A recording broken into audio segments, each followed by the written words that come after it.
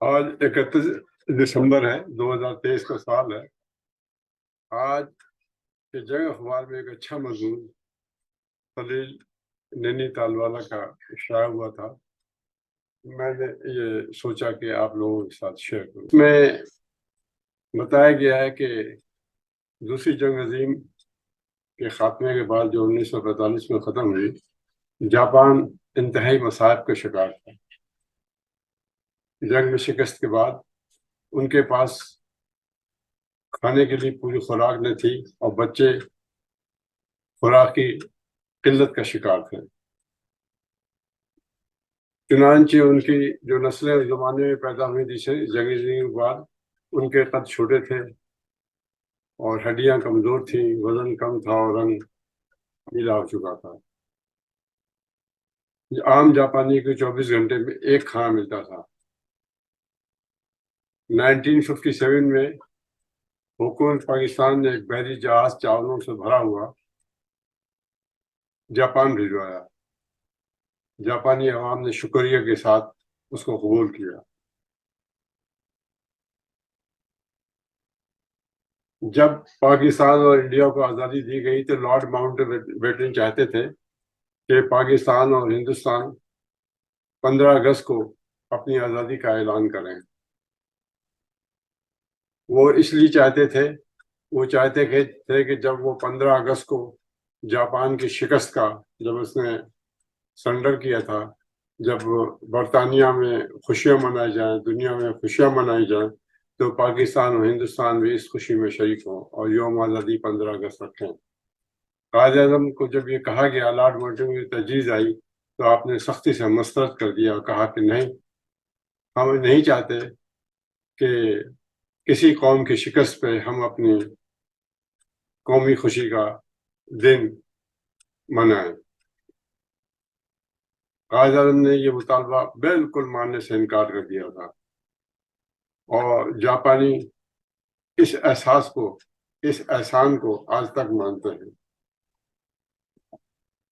دوسری جنگ عظیم کے بعد جاپان نے جنگی تاوان دینا شروع کیا۔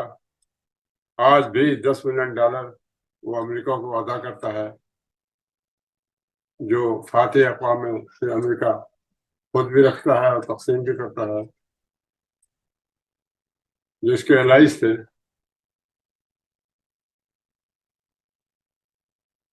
پاکستان کا اس تاوان میں چھٹا حصہ تھا، کیونکہ ہندوستان ان کی آزادی کے لیے لڑا تھا، پاکستان بھی ہندوستان کا اس زمانے میں حصہ تھا، تو چھٹا حصہ تاوان کا ملتا تھا۔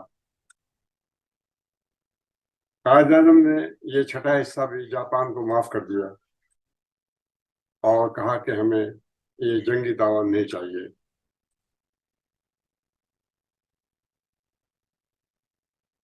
1950 کی بات ہے، پاکستان کے قیام کو 3 سال ہوئے تھے کہ جرمنی کو قرضے کی ضرورت پڑی اور پاکستان نے 5 کروڑ روپیہ جرمنی کو قرض دیا۔ دوسری جنگ عظیم کے بعد پولینڈ کے بہت سے متاثرین تھے جو دنیا بھر میں پناہ گزینوں کو بھیجا گیا۔ پاکستان نے بھی ان کے ایک اچھے خاصے حصے کو پناہ دیا جب تک کہ وہ اپنا جنگ عظیم کے بعد ان کا ملک مکمل طور پر آزاد نہ ہوا۔ PIA پاکستان کی وہ ہوائی کمپنی تھے جس نے سب سے پہلے چین کی سرزمین پہ اپنا جہاز لینڈ کیا۔ یہ اتنی بڑی تقریب تھی کہ ماؤ زے تنگ اور چون لائی وزیر اعظم ایئرپورٹ پہ استقبال کے لیے آئے تھے۔ حکومت پاکستان نے پھر ایک جہاز بھی ماؤ زے تنگ کو ذاتی استعمال کے لیے گفٹ کیا تھا، جو چیئرمین استعمال کرتے رہے۔ آج بھی چین کے میوزیم میں یہ جہاز موجود ہے۔ یہ تو سب جانتے ہیں کہ ترکی کے قیام سے پہلے بھی اور بعد میں بھی مسلمان ترکی کی مدد کرتے رہے ہیں۔ پاکستان نے استنبول میں سب سے پہلے اپنا بوئنگ طیارہ بھیجا، جس کے لیے ایک نیا رن وے بھی ترکی گورنمنٹ نے بنوایا۔ چینی وزیر اعظم لاہور میں آئے اور پیکو کا کارخانہ دیکھا اسٹیل کا، اور اسی اسٹیل کے کارخانوں کے دیکھ کر انہوں نے چائنا میں اسٹیل کی پہلی مل کھڑی کی۔ یہ سن 1960 کی بات ہے۔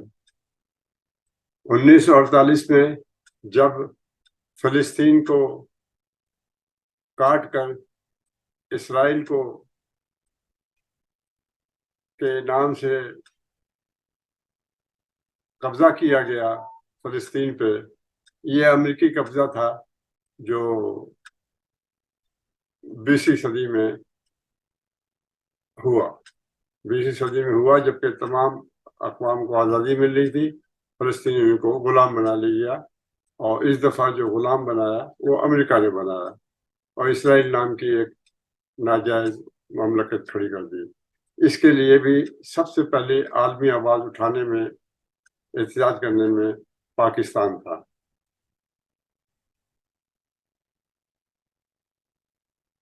شام، اردن، مصر وغیرہ کی سفارتکاری بحالی اور عالمی معاملات میں شرکت کے لیے یہ پاکستان تھا جو ان کی آواز بنا رہا۔ یہ بھی یاد ہے کہ 1970 تک، 1970 تک پاکستان سے زکوٰۃ سعودی عرب کے لیے جاتی تھی، اور سعودی عرب کے شہری مکہ مدینہ میں حرمین شریفین کے سامنے پاکستانی عوام کی ترقی اور بحالی کے لیے دعائیں مانگا کرتے تھے۔ یونائٹڈ عرب امارات کی ترقی میں بھی پاکستان کا کردار بالکل واضح ہے۔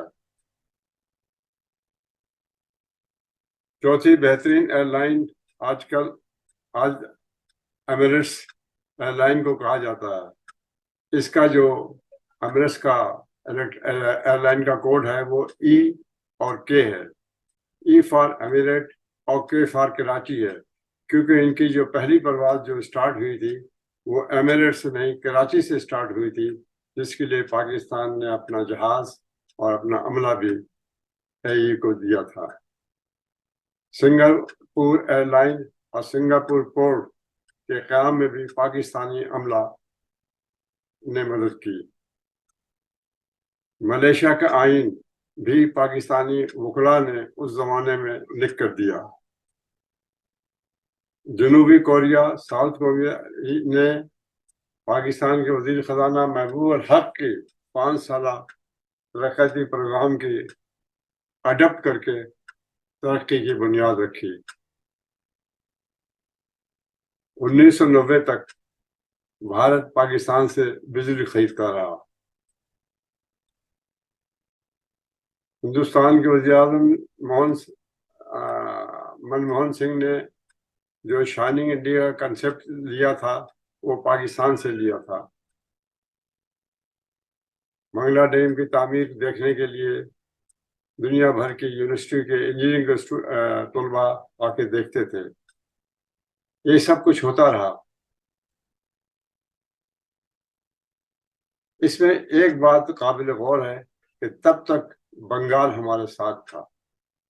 جب تک بنگال ہمارے ساتھ تھا ہم ترقی کرتے رہے، اور بنگال کے نکل جانے کے بعد، بنگال کی علیحدگی کے بعد، پھر پاکستانی ترقی قرضے کی مرہون مدت ہو گئی، مرہون منت ہو گئی، اور جس کی وجہ سے آج ہم ایک ارب ڈالر کے لیے کاسائے غذائی لیے عالمی اسٹیج پہ پھر رہے ہیں۔ چنانچہ اب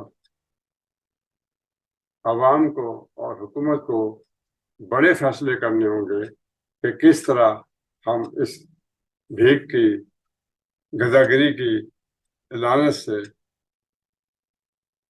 انفرادی اور قومی طور پر آزاد ہو سکیں۔